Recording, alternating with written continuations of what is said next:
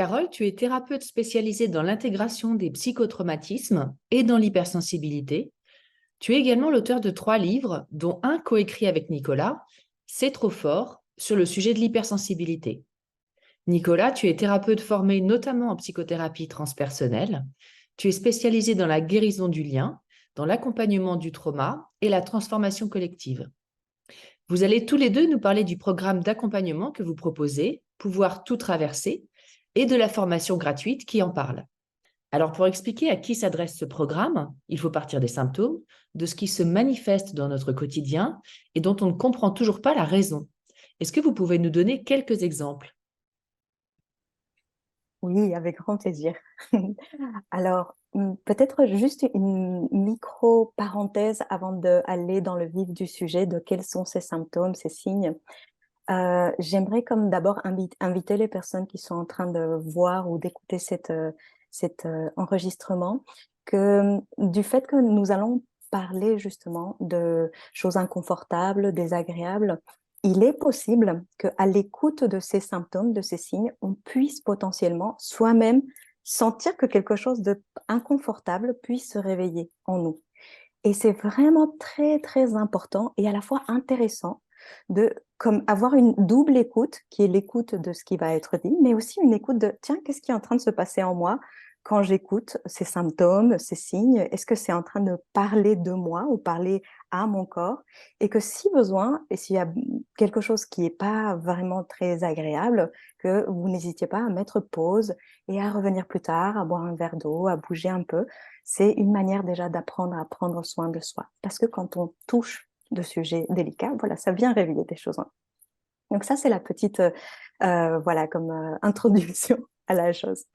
Donc oui, quand on parle de signes, de symptômes, comme tu dis, Carole, c'est vraiment très important, voilà, de savoir de quoi on parle. Euh, alors, une des premières choses qu'on peut sentir quand on va pas bien, entre guillemets, quand on dit «Ah, je me sens pas bien», etc., c'est comme une sensation généralisée, comme de mal-être. Quelque chose qui fait qu'on peut se sentir entre un peu confus, un peu comme perdu, comme si on pouvait avoir l'impression aussi comme d'être trop plein. Parfois, on parle du terme submersion. Je suis submergée. Et parfois, même quand on demande à quelqu'un qui dit je suis submergée, mais c'est quoi qui te submerge? Ben, parfois, la personne peut ne pas très bien savoir c'est quoi qui la submerge. C'est vraiment une sensation générale comme de trop plein. Et donc, ça, c'est comme de manière assez globale. On peut avoir un sentiment général désagréable. Et après, on peut avoir des situations un peu piques, on va dire des situations aiguës, dans laquelle on peut typiquement se trouver dans une situation classique, normale, où peut-être sans qu'on le voit venir, on commence à avoir des palpitations, à sentir qu'on perd un peu ses moyens, qu'on tremble, que la respiration se fait un peu plus courte, plus superficielle. Et donc là, voilà, on peut avoir l'impression que notre perception de la réalité est comme distordue et qu'on ne comprend plus trop ce que les gens disent. Et ça, typiquement, ce sont des signes, de symptômes d'une crise de panique, par exemple. Et donc, on peut avoir des moments pics comme ça, qu'on peut savoir que ça s'appelle une crise ou une attaque de panique, on peut ne pas le savoir, mais avoir des moments comme ça de, de stress intensissime, où on peut avoir comme le pic inverse, on va dire, qui est une sensation de vraiment comme si j'étais vide d'un coup, comme si là, soudain, c'est comme si j'existais plus, ou comme si la vie s'était recroquevillée en moi et je me sens comme vidée de mon essence. Donc ça, c'est parfois des signes. Et Donc, après, on peut les crises de panique, c'est un vrai signe, hein. Souvent, on ne sait pas d'où ça vient, on ne comprend pas pourquoi c'est ça. Donc ça, c'est un vrai symptôme. absolument, tout à fait. Ça, c'est vraiment un symptôme aigu de potentiellement une poussée de quelque chose du passé. Et c'est pour ça que souvent on s'en veut tellement parce qu'on se dit, mais purée, là, je suis en train de traverser la rue ou je suis en train de parler à une collègue ou je suis en train de faire mes courses et je vis cette bouffée de stress que je comprends pas et que j'arrive pas à maîtriser. Je suis bête ou quoi? Il y a un problème, je débloque, je suis folle, c'est quoi le problème?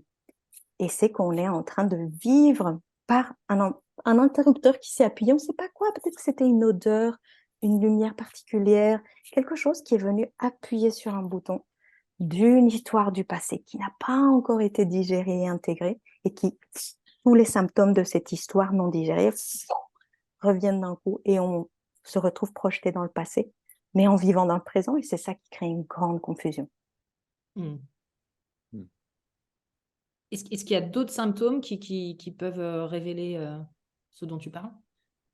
Ce qui me vient là en t'écoutant, Carole aussi, peut-être pour compléter, c'est une sensation peut-être qu'on peut, comment dire, considérer comme courante, ou c'est pas vraiment un symptôme apparemment, parce qu'on vit souvent comme ça. C'est simplement le fait d'être en train de commenter ce qui se passe.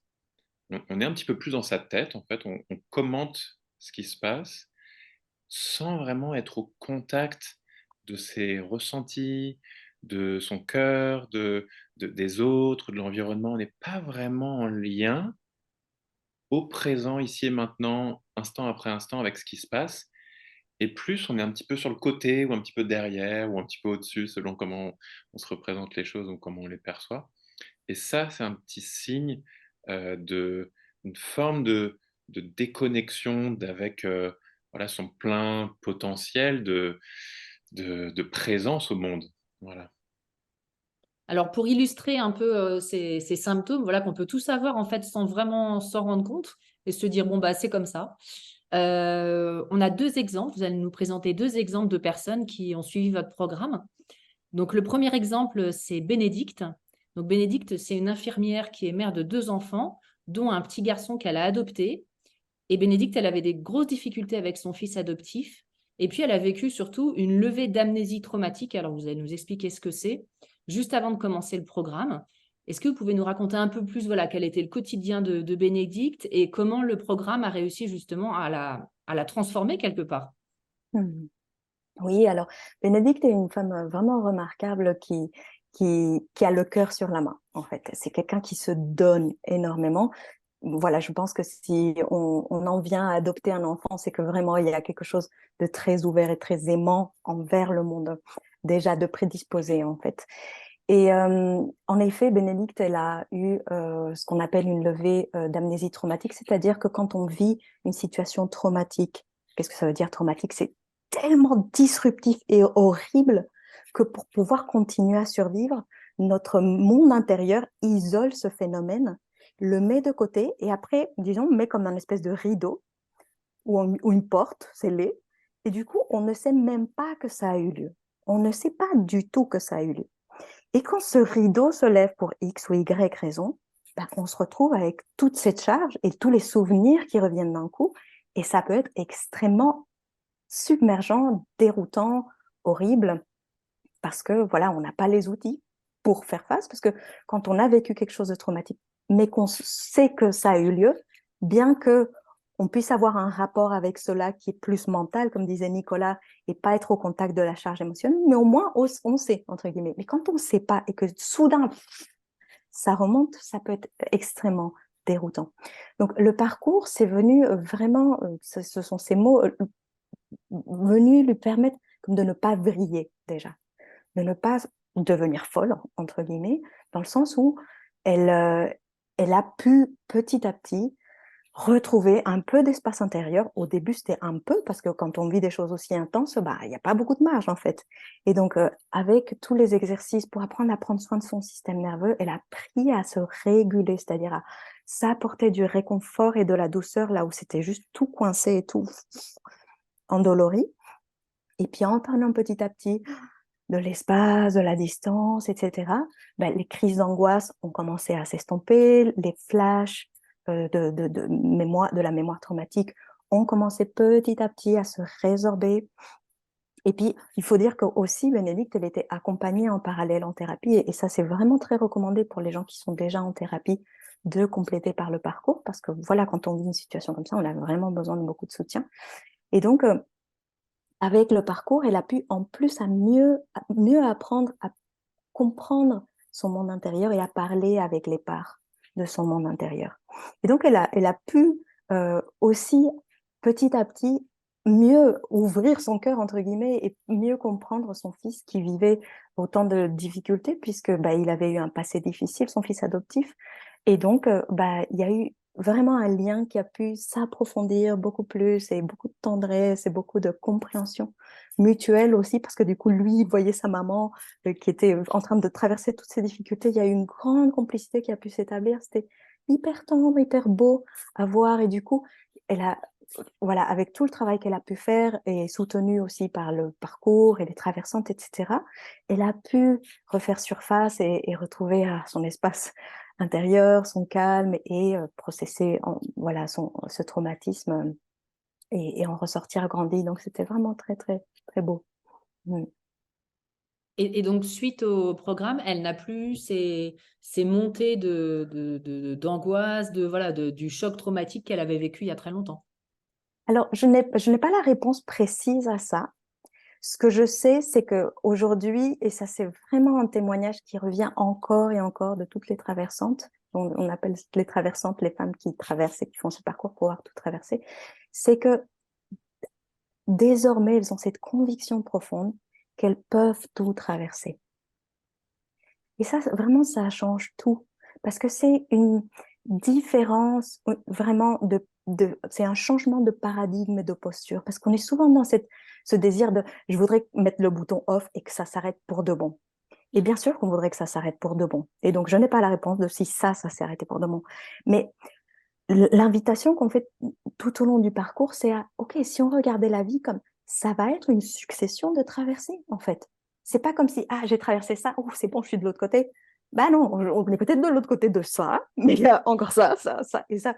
Et si je peux me sentir équipée et outillée pour traverser tout, ben c'est une toute autre histoire, en fait. Parce que je suis plus dans la hâte de c'est quand que ça s'arrête. Je suis dans le, OK, ça va le faire, en fait. Hmm. Parce que ces émergences qu'elle a vécues, c'était un processus naturel, en fait, qui devait se vivre.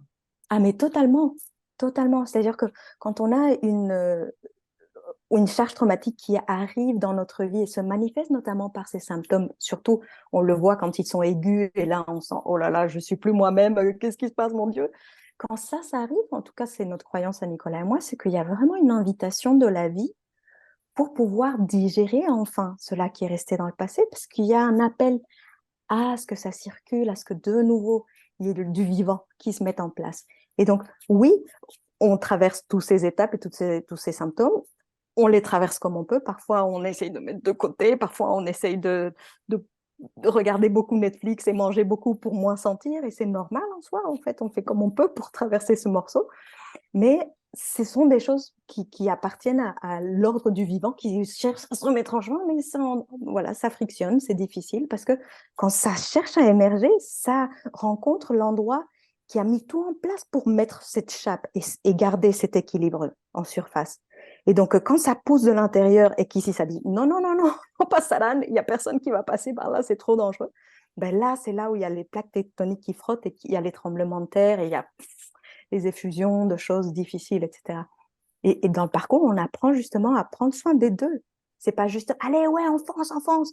Et c'est pas, non, non, gardons l'air rétabli, c'est, prenons soin du tout. Oui, il y a besoin de prendre soin de la transition parce que ça se fait pas en 5 minutes.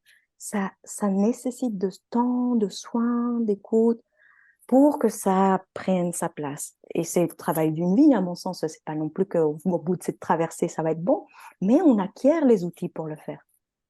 Ouais. Pour essayer de synthétiser, si j'ai bien compris, on a vécu dans notre enfance ou très petite enfance quelque chose qui a été traumatique, dont on se rappelle ou dont on ne se rappelle pas, hein, en fonction de l'âge. La vie étant bien faite, ça a été mis de côté, cloisonné, sauf qu'il y a un moment, quand on est quelque part prêt, eh ben, il faut que ça sorte, parce que sinon, c'est ce qu'on appelle la mémoire traumatique, hein, il faut que ça sorte, donc la mémoire se lève, et donc là, alors ça peut être effectivement multi-facteurs, non pas comment dire, il y a plein de symptômes, effectivement, une crise de panique, des émotions fortes, etc. Donc la bonne nouvelle, j'ai envie de dire, c'est de se dire que tant mieux si ça sort, parce qu'il fallait que ça sorte, mais c'est pas toujours agréable. Donc, l'idée, c'est d'avoir tous les outils et votre accompagnement pour que le vivre le plus sereinement possible, c'est ça? Et se transformer et mieux comprendre tout ça, en fait. Exactement. Oui, et si je peux rajouter aussi, aussi de prendre conscience que ces différentes parts de nous, parce que en fait, c'est pas seulement les gros traumatismes, si on a subi, des abus, des violences, ou des choses comme ça. C'est pas seulement ça, en fait, les traumas. C'est tous les manques, d'amour, d'affection, il y a beaucoup de traumatismes qui sont aussi des manques, des choses qui ne se sont pas passées et du coup, il y a plein de parts de nous qui sont en arrière-plan, comme ça, de notre monde intérieur, auxquelles on n'a pas accès et qui sont porteuses de ressources, en fait. Et en fait, c'est nous-mêmes, ces parts, c'est nous-mêmes. Et du coup, chacune de ces parts qu'on va rapatrier à l'occasion d'une traversée, c'est c'est une c'est, une part de nous qu'on vient réintégrer et qui porte des qualités, une nouvelle sensibilité, de la créativité, de la joie, de la puissance, et cetera. Et c'est ça qui est aussi intéressant. C'est pas juste on ramène des parts de nous pour, je sais pas, guérir nos traumas. Enfin, l'enjeu, c'est pas ça. L'enjeu, c'est de se rassembler, de devenir enfin entier ou entière et de mobiliser toutes ces ressources intérieures qui sont en fait nous, ou la vie qui nous traverse avec ses multiples facettes intérieures, pour faire face à la fois aux défis de la vie, mais aussi pour s'accomplir, se réaliser, prendre pleinement sa place dans le monde, arriver enfin à concrétiser ce projet qu'on a tant envie de réaliser, mais on voit qu'il y a des freins, qu'il y a des blocages, qu'il y a des émotions, qu'il y a des peurs. Bah, justement, c'est en retournant notre attention vers l'intérieur et en traversant ces processus intérieurs pour rapatrier nos ressources intérieures que, bah, effectivement, on va être équipé pour bah, faire face à la vie aussi présente et future. J'aimerais bien qu'on insiste effectivement sur cette part-là dont on parle pas souvent dans tout ce qui est traumatisme. Effectivement, le traumatisme du manque, de ce qui n'a pas été là. Parce qu'on pense tout de suite à agression, choc, etc., viol, etc., toutes ces horreurs. On dirait qu'il y a quand même beaucoup, beaucoup de traumas qui sont par manque d'écoute, d'amour. Quel type de manque ça peut être en fait? Si je peux continuer par rapport à ça, juste parce que je vois que je suis touché. En fait, notre parcours, il s'adresse à des femmes, comme vous avez peut-être pu déjà le découvrir.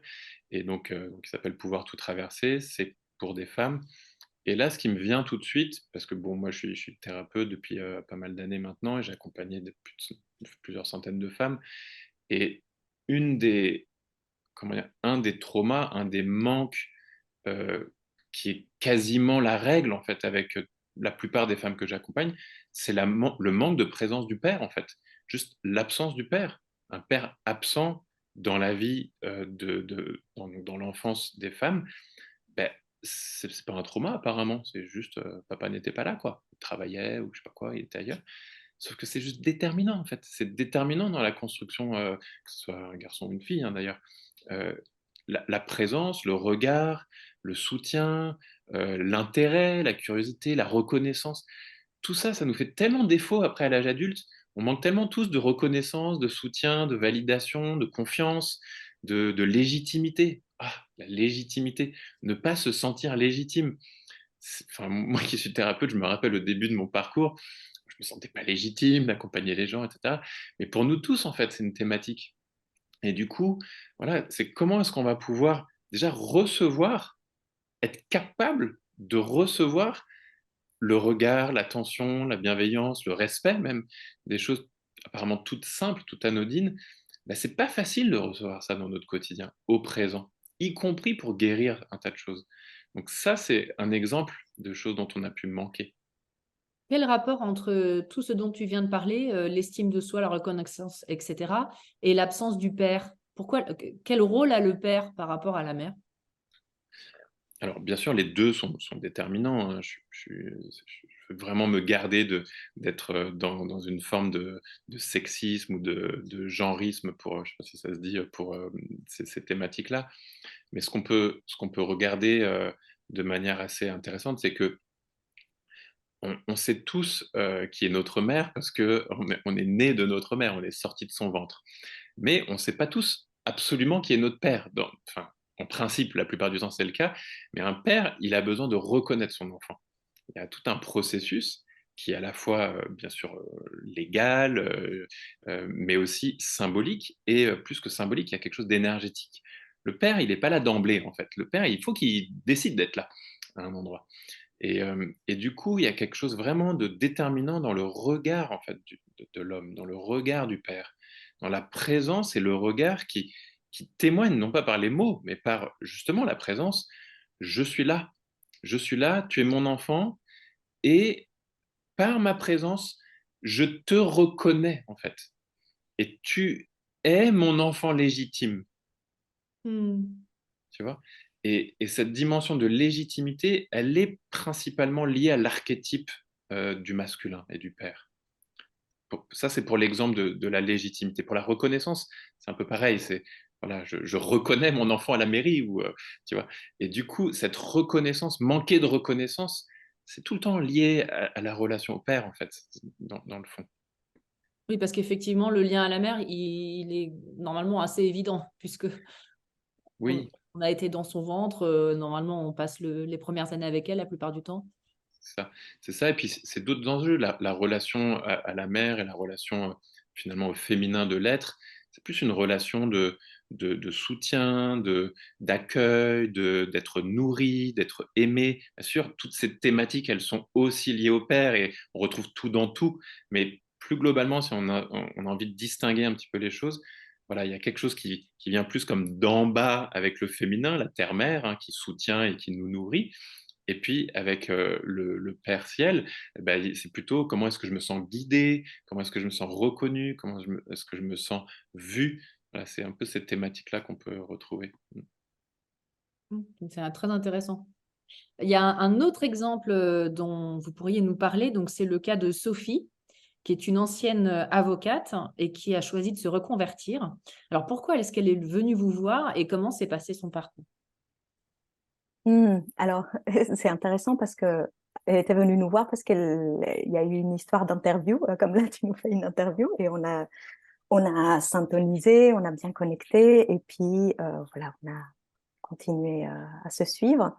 Et par ailleurs, moi j'avais commencé à accompagner Sophie et en thérapie, hein, de manière individuelle, et ensuite elle a vu qu'il y avait ce parcours, pouvoir tout traverser, et elle a vraiment senti l'appel de, bien sûr, de comprendre, parce qu'elle a une part d'elle qui a vraiment beaucoup besoin de comprendre comment se passent les choses, d'où elles viennent.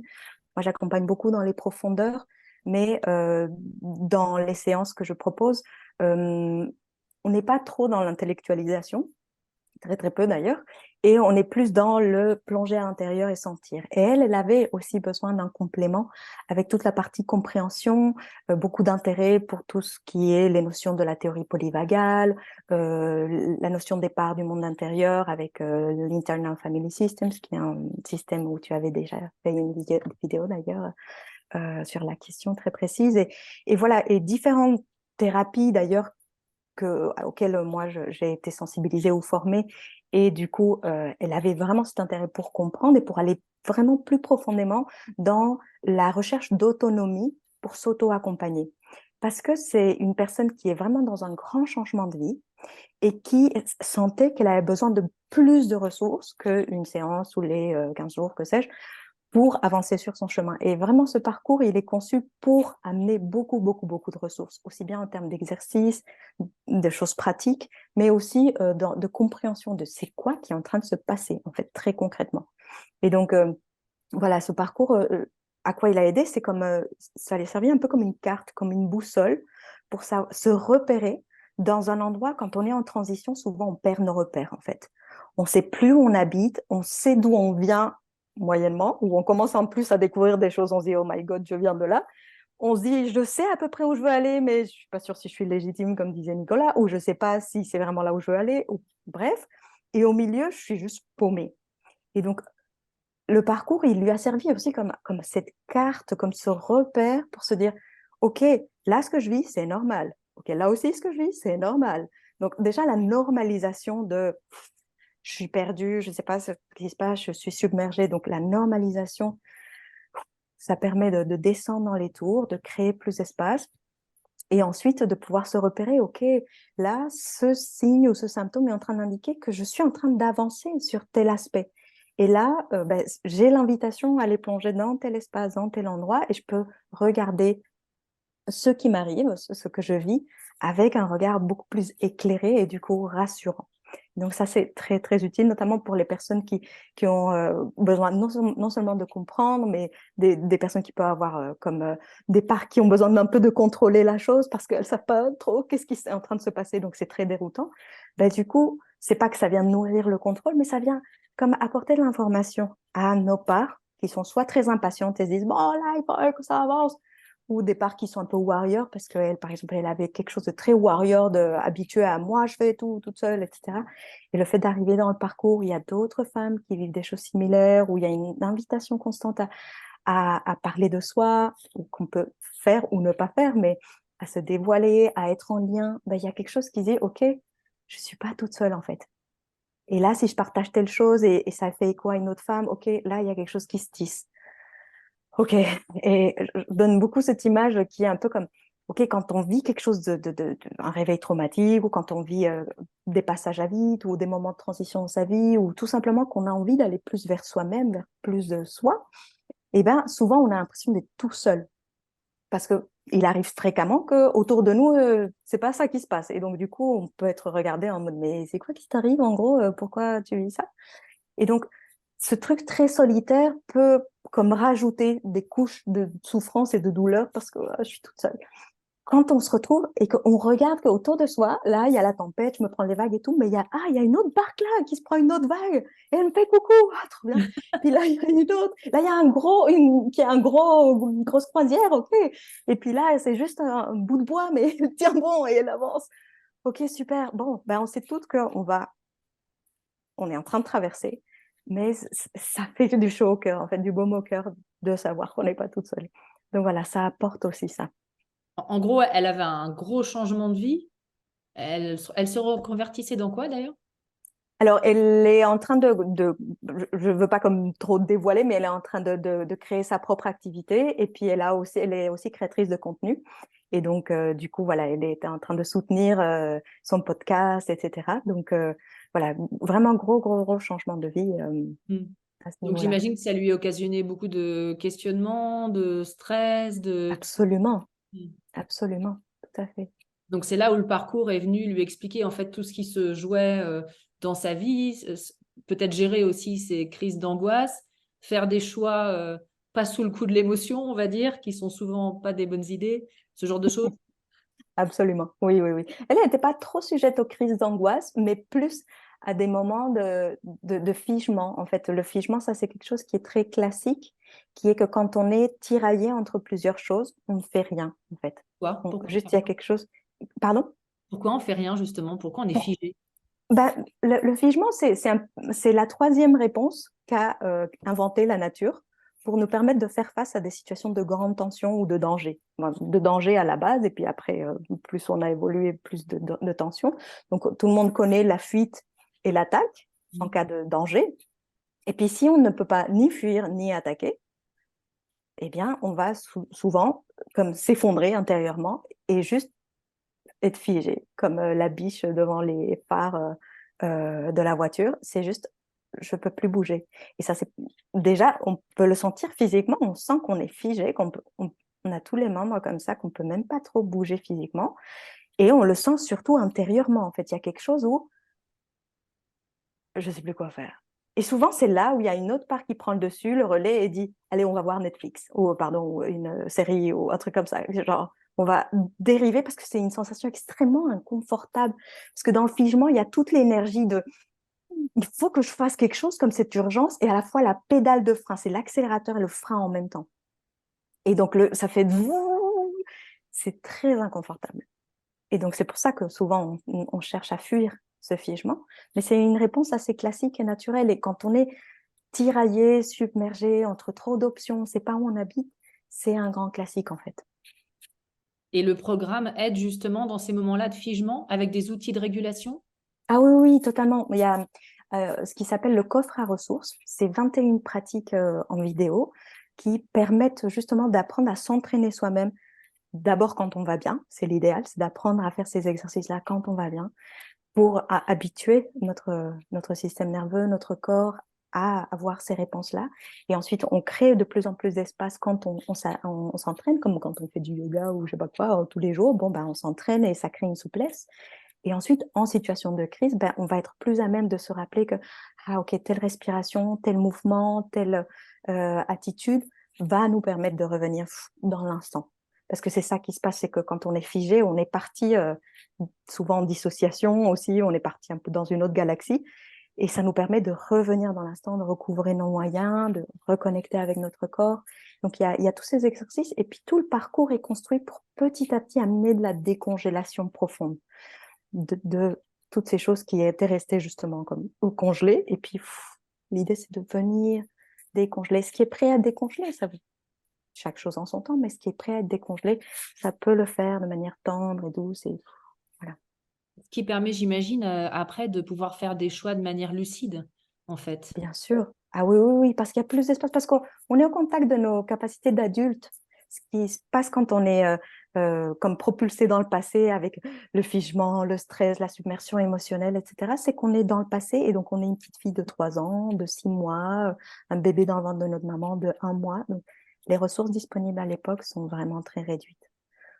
Quand on apprend à se réguler, on, on revient petit à petit à son état adulte. Alors peut-être que c'est que 40% ou que 60% parce que c'est tout ce qu'on a réussi à faire, mais c'est beaucoup plus de ressources disponibles que si on est à 1% ou 3%. Hmm. Alors, Nicolas, tu proposes un accompagnement spécifique des personnes tout au long de ce programme qui s'appelle le vaisseau. Est-ce que tu peux nous expliquer comment ça se passe et en quoi cet accompagnement, en l'occurrence avec un homme, est thérapeutique? Mhm. Oui, bien sûr. Alors, tout d'abord, pour mieux comprendre en quoi consiste le vaisseau, il s'agit de revenir un tout petit peu en arrière sur voilà, le parcours, le programme Pouvoir tout traverser, donc Carole a conçu à l'origine, et simplement spécifier qu'il y a eu déjà 2 sessions de ce programme qui ont eu lieu l'année dernière et puis au printemps 2023. Et donc ces sessions, elles sont composées à la fois d'un programme en ligne avec 9 modules très complets qui se débloquent petit à petit au cours du programme. Donc ces 9 modules, les femmes vont pouvoir les suivre petit à petit à leur propre rythme. Et en parallèle de ces 9 modules, au sein du programme Pouvoir tout traverser, il y a des lives que Carole anime, des lives de traversantes, donc de rencontres entre ces femmes, une fois par mois. Et en plus de ça, il y a aussi des sessions de questions-réponses, où Carole répond voilà, aux questions des traversantes, plus la communauté en ligne. Donc tout ça, c'est l'ensemble du programme Pouvoir tout traverser, qui est déjà très complet. Et en plus de ça, donc effectivement, je vais proposer, pour les personnes qui le souhaitent, pour les femmes qui souhaitent, plus de soutien, plus d'accompagnement, au cours des 6 mois que dure le programme, eh bien, je vais leur proposer des groupes, des rencontres en groupe, en live, pour faire un vrai travail de plongée, un travail, thérapeutique du coup, en collectif, en bénéficiant justement de la présence des autres femmes et des phénomènes de résonance et du soutien justement du collectif pour pouvoir en sécurité, avec un cadre thérapeutique clair et sécure, justement plonger et réintégrer justement ces parts d'elles en bénéficiant vraiment de cette présence du groupe. Donc ça c'est un des éléments qui composent le vaisseau. Un autre élément que j'ai conçu, imaginé, c'est la création de binômes de traversantes. C'est-à-dire que les femmes vont, au cours des 6 mois du parcours, vont créer des connexions avec d'autres femmes qui sont engagées dans le parcours pour pouvoir se co-soutenir les unes les autres et justement ne pas se sentir trop seules, même s'il y a ces lives une fois par mois, la communauté en ligne. Bon, voilà, elles peuvent effectivement manquer un petit peu de présence et de soutien. Et donc l'idée, c'est que ensemble, à deux, elles vont pouvoir s'écouter l'une l'autre, partager leur vécu, leur réussite, leur fierté d'avoir pu vivre telle chose dans leur couple, ou avec leur enfant, ou que sais-je, mais aussi leurs difficultés, ou des choses qu'elles ne comprennent pas tout à fait du programme, peut-être recevoir des échos ou du feedback de cette autre personne avec qui elles forment le binôme, et aussi d'offrir elles-mêmes leur propre écoute, leur présence, leur accueil, leur soutien, Et c'est bon, il y a un cadre très précis qui a été conçu pour qu'elles puissent vraiment se co-soutenir. On ne veut pas se donner des conseils, sauf si c'est demandé, mais c'est vraiment offrir un espace d'écoute et de présence qui permet de se déposer en vérité, en intimité, et du coup vraiment cheminer ensemble à deux. Et il va y avoir plusieurs binômes au cours des 6 mois qui vont être proposés. Donc ça, c'est un autre aspect de ce vaisseau. Et puis, il y a en plus des rencontres individuelles avec moi, des rendez-vous individuels avec moi, et des rencontres aussi avec Carole, où tous les deux, en live, à nouveau en groupe, on va aussi accompagner les femmes pour plus spécifiquement les guider et les éclairer sur le processus d'auto-accompagnement, de plongée, de traversée, comment vraiment de manière plus fine, voilà, comprendre la mécanique de l'auto-accompagnement, le dialogue avec les parts ou d'autres aspects encore de ce processus de plongée pour développer plus d'autonomie encore, quoi. Donc c'est à la fois offrir plus de soutien, plus de ressources, et à la fois leur permettre d'être de plus en plus autonomes également intérieurement.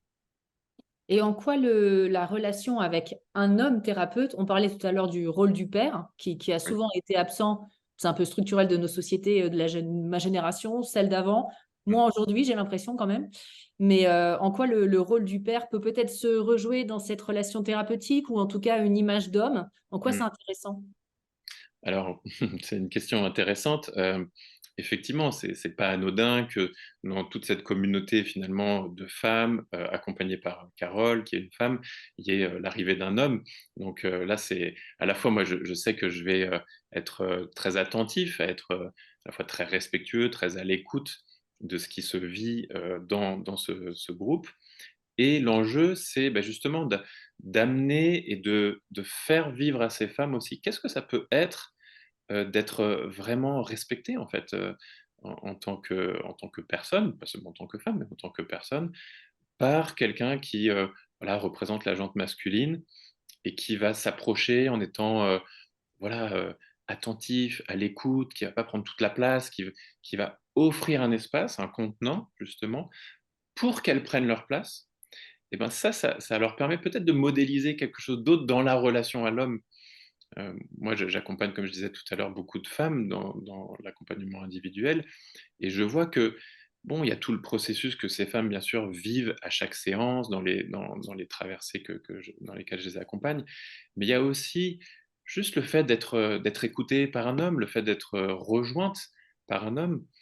Je pense à une séance que j'ai vécue il y a quelques jours qui a été très très profonde avec une patiente que j'accompagne depuis des années, où moi j'étais juste hyper touché et bouleversé par bon, une thématique d'abus que cette femme commence à travailler avec moi. Ça fait des années que je l'accompagne et c'est seulement maintenant qu'on s'approche en fait de cet endroit très intime de son histoire, bien sûr.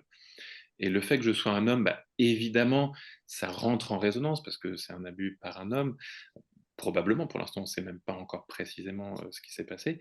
Mais du coup, moi qui arrive là, je vais probablement faire rentrer aussi en résonance des mémoires traumatiques pour certaines femmes. Et du coup, ça peut créer aussi du figement, ça peut créer du rejet. Peut-être il y a certaines femmes qui vont pas s'inscrire au vaisseau parce que bah, non, non, non, c'est pas du tout le moment d'être rencontré par un homme dans ces espaces intimes et c'est totalement OK. Et puis pour d'autres, ça va être le moment et même ça va être une ressource, qu'un homme puisse venir et peut-être juste s'approcher et juste ne rien dire, en fait, à certains moments. Juste être là et être témoin et peut-être même faire encore un pas en arrière. Donc il y a tout un enjeu comme ça autour de comment moi je vais prendre ma place pour qu'il y ait quelque chose de guérisseur, y compris dans la remise en scène de quelque chose qui ressemblerait à la situation traumatique. Et où moi, je vais peut-être voir dans le groupe qu'il y a telle femme, parce que tout ça, c'est en ligne, bien sûr, ça va être sur Zoom, les rencontres, et je vais voir tous les petits carrés de chaque femme, et je vais voir que Geneviève, là, ou Sylvie, ou que sais-je, a l'air un peu dissociée ou déconnectée. Et pour moi, c'est important que chacune des femmes qui va être présente puisse être précisément présente. Et si je vois qu'il y en a une qui n'est pas vraiment là, bah, je vais ralentir en fait, je vais pas, foncer quoi et on a nulle part où aller en fait. Il s'agit d'arriver dans le ici et maintenant, en lien les uns avec les autres et les unes avec les autres Donc pour moi, ça va être beaucoup être attentif pour permettre comme de ramener tout le monde à la maison. Ramener tout le monde à la maison, c'est ramener toutes nos parts à la maison. Et la maison, c'est quoi? C'est la présence, c'est notre corps et ici et maintenant. Donc voilà, ça va beaucoup consister à ça, en fait, ces espaces, notamment en groupe. Et puis, bon, bien sûr, il y a les séances individuelles avec moi, où on va pouvoir aller voilà, plus profondément dans des thématiques personnelles, où voilà, il va se passer des choses effectivement dans la relation à l'homme. Donc c'est tout ça, en fait, que je propose. Et peut-être pour synthétiser, et ce qui est aussi à l'origine de cette proposition, euh, donc Carole m'a proposé, enfin, m'a invité en fait à participer dans cet espace, et en même temps, elle a, comment dire, elle a répondu aussi à une proposition qui est la mienne d'offrir de proposer une technologie, c'est comme ça qu'on l'appelle, qui s'appelle Oui, et en fait qui consiste à intégrer de manière en synergie, en fin de compte, à la fois des espaces de groupe, des espaces relationnels à travers les binômes et puis l'accompagnement individuel, et des espaces seuls de parcours et de processus en solo. Et donc c'est ça, le groupe, c'est le O du oui, le U c'est la relation, et puis le I c'est soi tout seul. Et donc cette technologie oui, c'est vraiment ce que j'ai découvert qui permettait de véritablement intégrer les transformations dans notre vie au quotidien. J'ai besoin de les intégrer personnellement, dans mon corps, dans mon être, dans ma conscience, mais j'ai aussi besoin de les intégrer dans ma relation à l'autre, dans mes relations intimes, en couple, avec mes enfants, ma famille, mes amis, et puis également bah, dans le monde plus largement, dans l'entreprise dans laquelle je travaille, dans le collectif, mon cercle d'amis, puis comment je prends ma place dans le monde. Donc on va danser avec ça en fait. La relation, moi avec moi-même, et puis moi avec le collectif. Et du coup, voilà, c'est vraiment ça le vaisseau, c'est d'intégrer ces trois aspects en synergie. Hmm. Alors, pour revenir sur les formations que vous avez tous les deux suivies, parce que vous en avez fait beaucoup et de très diverses, et je voulais un peu vous entendre parler de ça. Vous avez notamment suivi l'IFS, la théorie polyvagale, la thérapie, enfin diverses thérapies transpersonnelles qui sont aujourd'hui de plus en plus en vogue, entre guillemets, dont on entend de plus en plus parler, mais qu'on ne connaît pas toujours très bien. Est-ce que vous pourriez me dire chacun de vous, celles, parce que vous en avez fait plein, celles qui vous ont vraiment touché, vous personnellement, et dans votre pratique avec vos patients? Mhm. Alors, pour ma part, celle qui a vraiment une grande place dans mon cœur, c'est, comme tu as nommé, l'IFS, donc Internal Family Systems, qui est ce système ou cette approche qui prend en considération l'humain avec toutes ses parts à l'intérieur de lui. Je me suis formée avec un institut canadien. Et ça a été pour moi une révolution parce que cette conscience qu'il y avait des parts à l'intérieur de nous et de moi en particulier, je l'avais depuis des années en fait. Et je me rappelle même il y a des années, je parlais beaucoup en binôme avec une amie et on faisait des explorations toutes les deux, on se co-accompagnait toutes les deux et puis on a commencé à voir que moi j'avais une part qui était comme une sorcière, etc. Et puis on savait pas trop quoi faire, on expérimentait, etc. Et le fait d'arriver, d'abord, j'avais fait un module de formation autour de ce qui s'appelle le Ego State Therapy, qui est aussi autour des parts à l'intérieur de soi, mais c'est un autre courant.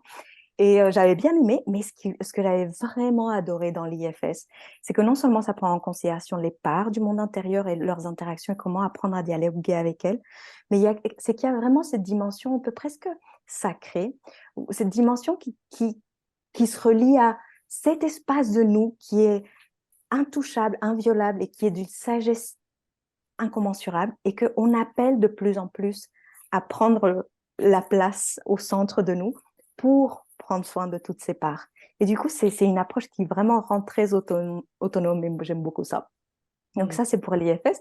Et après, les approches somatiques, dont la somatic experiencing et puis la théorie polyvagale, sont des approches qui m'ont beaucoup plu parce que j'ai vraiment, dans mes explorations personnelles et ensuite dans les accompagnements que je fais, j'ai vraiment vu à quel point, à chaque fois qu'on travaille avec une part de soi ou avec une émotion, il y a des choses qui se passent très, très fortement dans le corps. Et quand on développe cette finesse pour accompagner ces mouvements à l'intérieur du corps et à sentir vraiment de l'intérieur ce qui se passe, on décongèle dans des strates très, très, très profondes de ce qu'il y a à l'intérieur.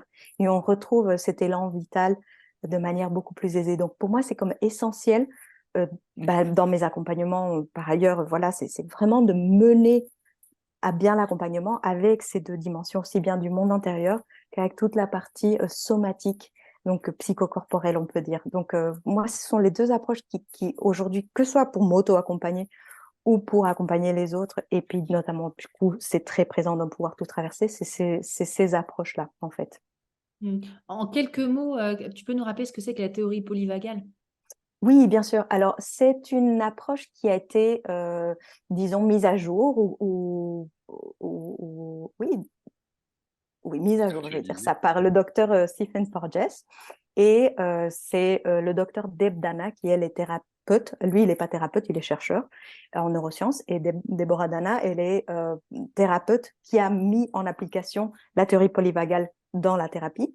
Et ce que ça implique, c'est qu'on a, disons, trois grandes manières, notre système nerveux autonome a trois grands états dans lesquels il peut être, hein, et que on peut avoir accès à ces trois différents états et que c'est simple de parcourir ces trois différents états, mais en fonction de dans quel état on est, ça va changer complètement notre façon de percevoir et d'interagir avec le monde. Donc, tout en haut de l'échelle, et on parle d'échelle parce que c'est une échelle en termes d'évolution dans le temps et d'évolution purement physique de notre cerveau et de notre système nerveux. Donc, tout en haut de l'échelle, donc ce qui s'est formé le plus récemment, on a le système en lien avec le nerf vague, c'est-à-dire pardon, le vagal ventral, excusez-moi. Donc, quand on est dans le vagal ventral, ça s'appelle le système d'engagement social. C'est-à-dire que quand on est dans cet endroit de l'échelle, on se sent bien, on se sent ouvert, on se sent plein de ressources. Même si on est dans un défi, on se dit, OK, je peux aller de l'avant, il n'y a pas de problème. Ensuite, quand on sent un danger, on descend un cran de l'échelle, ou plusieurs crans au milieu de l'échelle, et là, on arrive dans le système sympathique. Et le système sympathique, qui est aussi une réponse autonome, c'est pas nous qui gérons, c'est cet endroit où on voit le monde comme un endroit dangereux. Et depuis cet endroit, on se dit, c'est menaçant, il faut que je me protège ou il faut que je fuis. Donc, on est en hypervigilance, notre cœur s'accélère, on est un peu en mode, qu'est-ce qui va se passer? Et puis, comme notre corps ne peut pas tenir très longtemps dans cet état, ben, il va arriver un moment où c'est le système parasympathique, dorsal, qui est tout en bas de l'échelle, et qui, lui, là, c'est plus de son, plus d'image, je suis vraiment en repli sur moi-même, là, je peux vivre de la dissociation, donc je suis là, mais je suis pas là. Et là, depuis cet endroit, je vis le monde comme un endroit, voilà, les autres sont lointains, je suis comme abandonnée sur une île lointaine. Et ce que nous enseigne la théorie polyvagale, c'est comment reconnaître ces états, voir que c'est des états normaux, mais là où c'est pas OK, entre guillemets, c'est quand on stationne trop longtemps dans un endroit ou quand on boucle entre le dorsal, il n'y a plus rien, le monde voilà, la mort, ça serait mieux que rien, mieux que ce que je vis, ou le sympathique où je suis comme ça, et souvent quand on a des montées traumatiques, on boucle entre les deux. Et l'idée, c'est comment je peux monter d'un étage, descendre d'un étage et apprendre à monter dans le ventral, qui est l'endroit où je peux respirer, me ressourcer, etc., être en lien avec les autres. Et donc, ça nous montre comment faire ces montées, descentes et devenir plus souple dans notre système nerveux. Merci. Merci. Et toi, Nicolas? Alors, donc moi, ça fait une quinzaine d'années que je suis thérapeute, que j'accompagne des personnes. Et je dirais que vraiment ce qui a été déterminant dans mon parcours, c'est quand je me suis engagé dans une formation longue en psychothérapie. C'était il y a une dizaine d'années, où ça a été une vraie révolution dans ma façon vraiment de concevoir ce que c'est que la thérapie et l'accompagnement, et où j'ai intégré finalement des concepts assez fondamentaux comme qu'est-ce que c'est que le cadre en thérapie? C'est quoi le cadre d'accompagnement? Donc vraiment les éléments qui amènent de la sécurité pour les personnes et pour moi aussi, et qui permettent de créer une relation thérapeutique, donc un élément fondamental, la relation, le processus relationnel, qu'est-ce qui se passe à travers la relation entre patient et thérapeute? Et là, on voit que dans la psychothérapie, il y a plein de techniques qu'on peut utiliser, mais c'est pas tellement les techniques auxquelles on s'intéresse, c'est vraiment justement cette posture, cette conception de l'accompagnement et du processus de transformation. C'est vraiment ça, moi, que j'ai appris, qui a vraiment révolutionné ma façon d'accompagner. Et donc de créer justement les conditions, donc le cadre, l'écoute, le soutien pour créer une relation qui va se construire petit à petit. Moi, les personnes que j'accompagne, je les accompagne sur, en général, plusieurs mois, mais surtout plusieurs années, dans vraiment des grandes transformations de vie, hein, où des personnes vont quitter un mari ou une femme parce qu'ils n'étaient pas bien dans ce couple, changer de travail, rencontrer l'homme de leur vie, avoir des enfants, enfin voilà, des grosses transformations de vie. Et c'est à travers le lien, en fait, sécure qui est construit entre une personne et son thérapeute que vont pouvoir se livrer, se déployer tout un tas de choses. Et donc ça, c'est vraiment la formation en psychothérapie qui m'a apporté ça. Et donc moi, j'ai été formé en psychothérapie transpersonnelle, comme tu disais. Donc la psychologie transpersonnelle, c'est la dernière vague en fait de la psychothérapie. En psychothérapie, on parle de 4 vagues en psychologie, hein, d'une manière générale. Il y a la psychanalyse, hein, le premier courant qui a existé, avec Freud et puis bon, les pionniers de la thérapie de la psychologie. Après, on a beaucoup parlé de thérapie cognitivo-comportementale, où on s'intéresse plus aux symptômes uniquement et changer de comportement. Et puis, il y a le courant des thérapies humanistes qui a vu le jour dans les années 60, 70 et après. Donc, on a la gestalt thérapie, l'approche centrée sur la personne. Bon, il y a plein de... La PNL aussi est reliée à ce courant. Et l'approche transpersonnelle intègre, on pourrait dire, toutes ces différentes vagues qui ont précédé, mais intègre aussi la dimension transcendante, la dimension justement transpersonnelle, ce qui traverse notre personnalité. Et donc, on ne s'intéresse pas seulement à notre histoire, on va dire papa-maman pour aller vite, mais on s'intéresse à quelle est notre essence, qui nous sommes, d'où venons-nous, quel est notre dessein, et au sens de la vie, et à la fois ce qui nous traverse, on va dire, verticalement, mais aussi horizontalement, comment je m'inscris dans le vivant, c'est quoi mon lien à la terre, c'est quoi mon lien aux autres. Et voilà. Alors que la thérapie humaniste a vraiment remis le patient-client au centre de sa vie. Avant, on voyait plus la personne pas comme une personne, justement, mais comme un symptôme. Il s'agissait de transformer le symptôme. Avec les thérapies humanistes, on a remis la personne au centre, avec son corps, ses émotions, son histoire, etc. Et puis avec la dimension transpersonnelle, voilà, on s'ouvre à la fois au mystère et puis à notre essence, à notre unicité.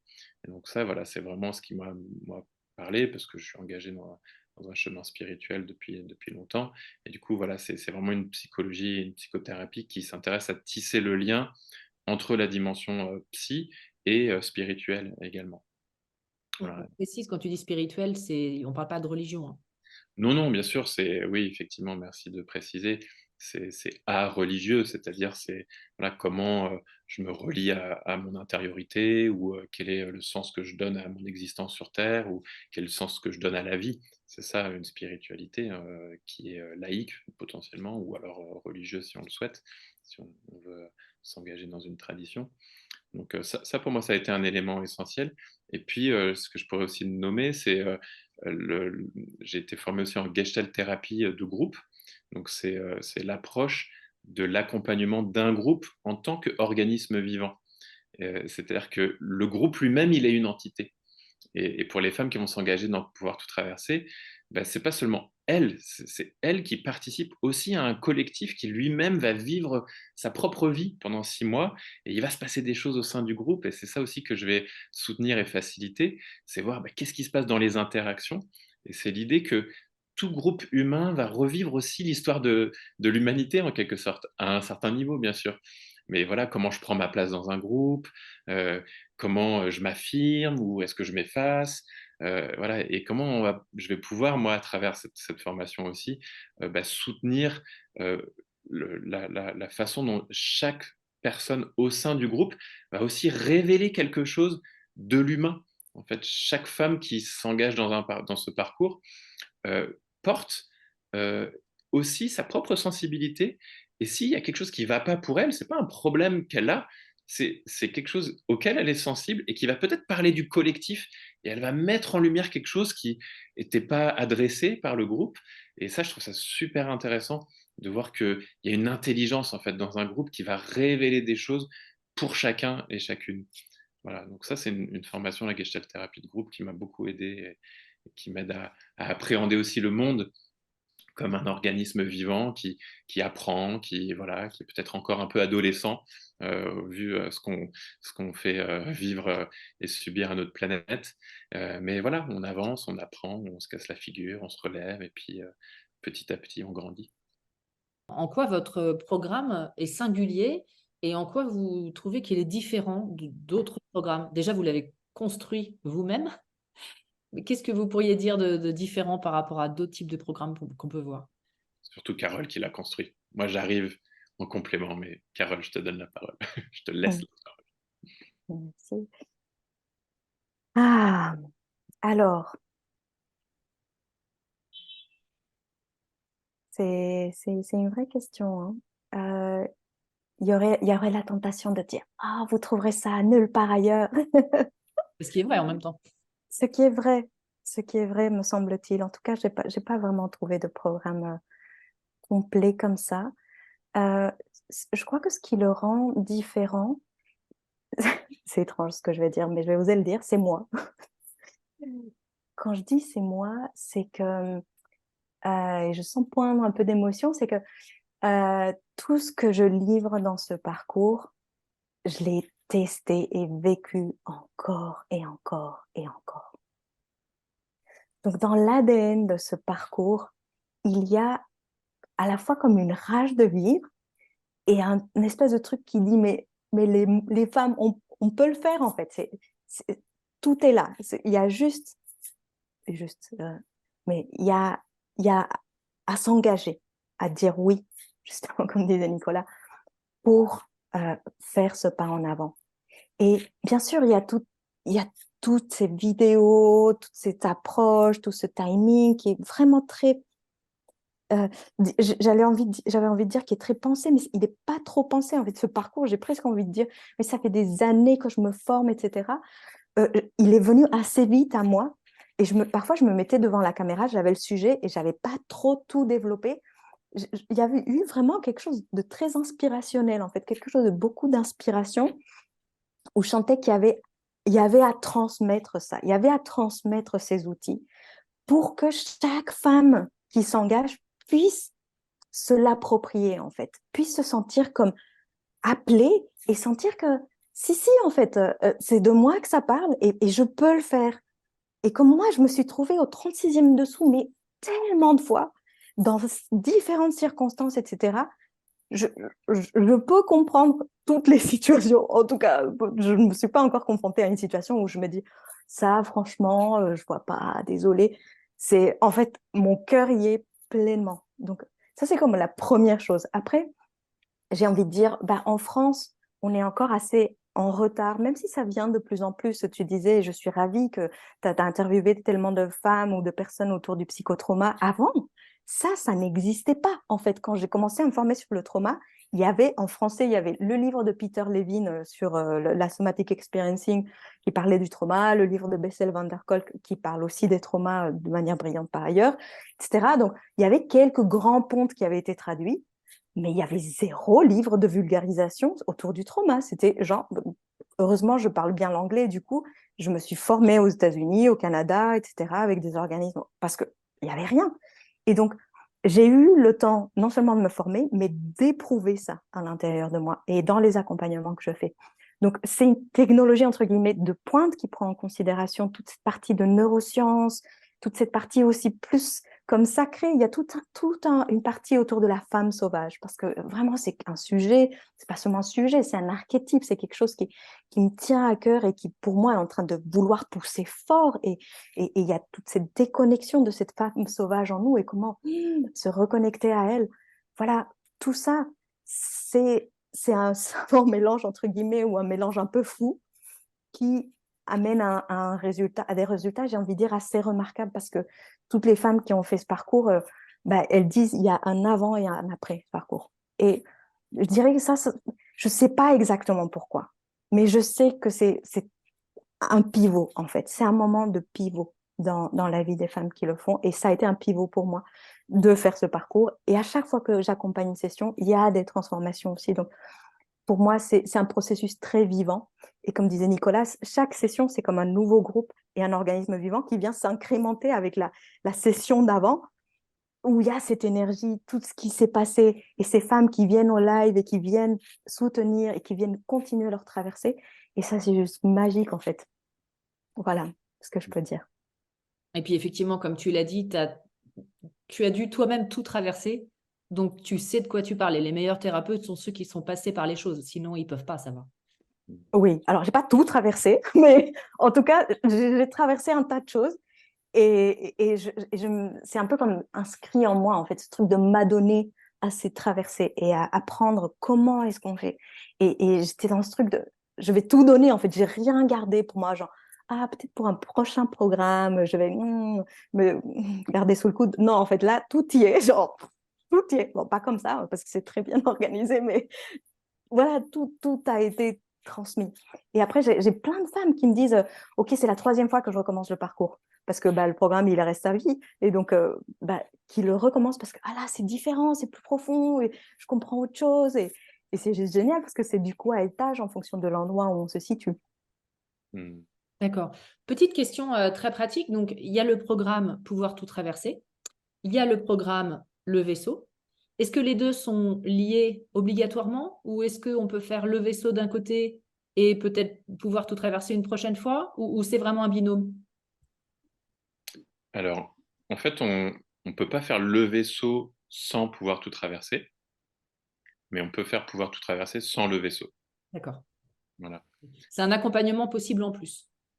voilà, c'est ça. Le vaisseau, c'est comme une autre couche, on pourrait dire, qui se met par-dessus ou à côté et qui permet vraiment de soutenir, d'accompagner avec plus de rencontres en live, en fait.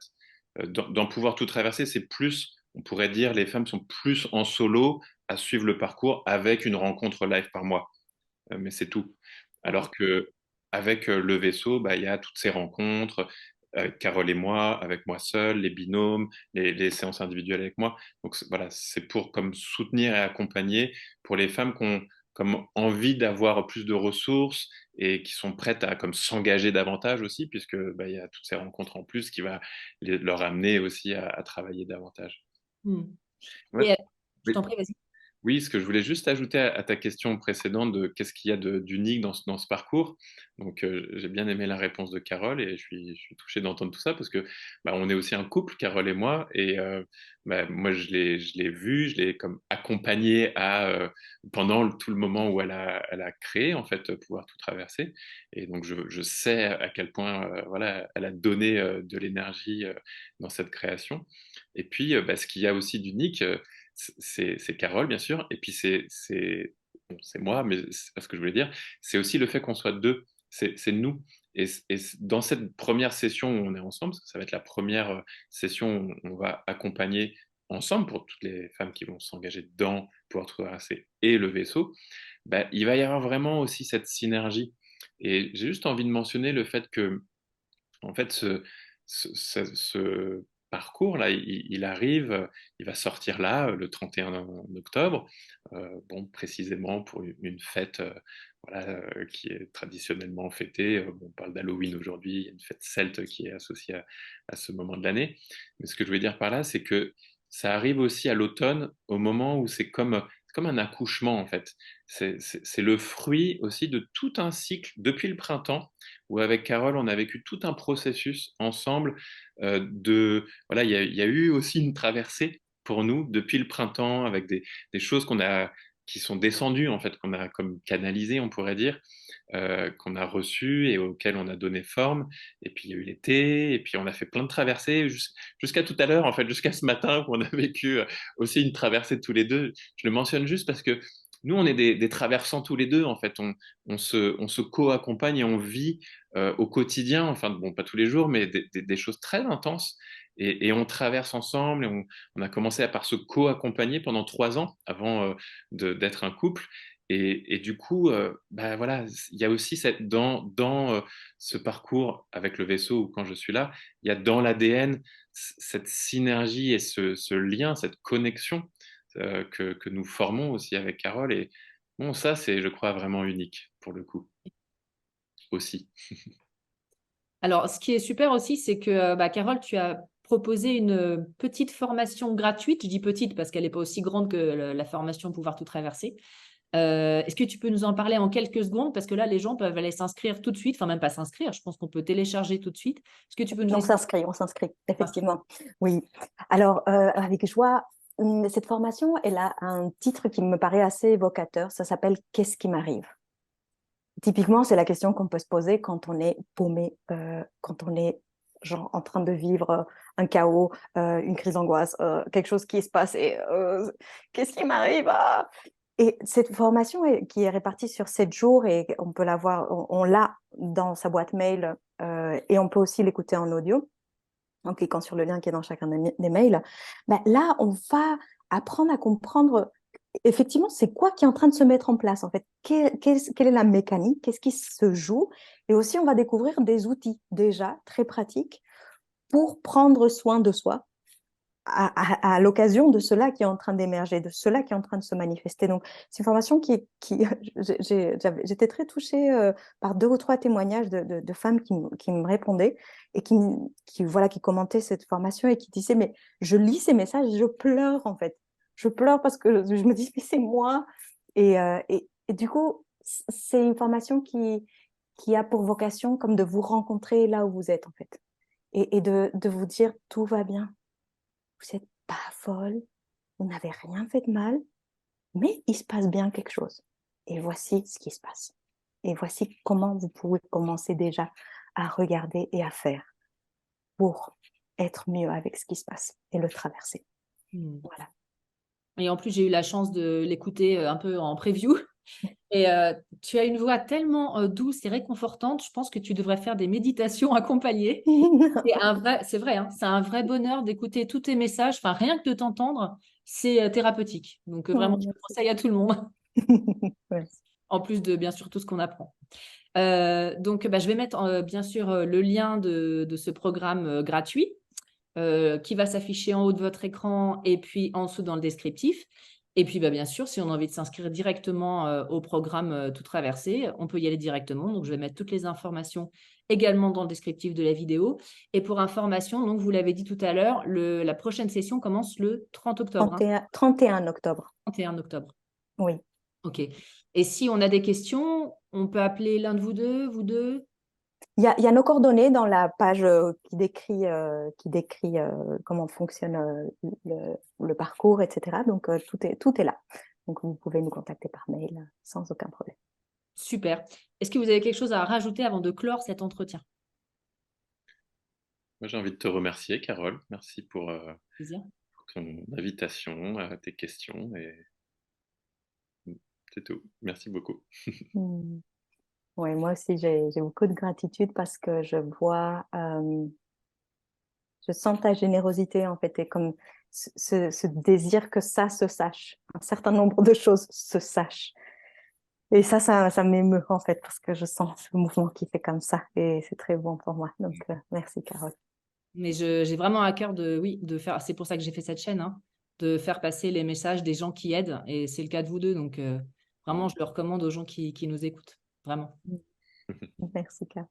Merci beaucoup à vous deux. Et puis, à bientôt, peut-être pour une nouvelle interview. Avec plaisir. Merci Carole. Au revoir. Au revoir.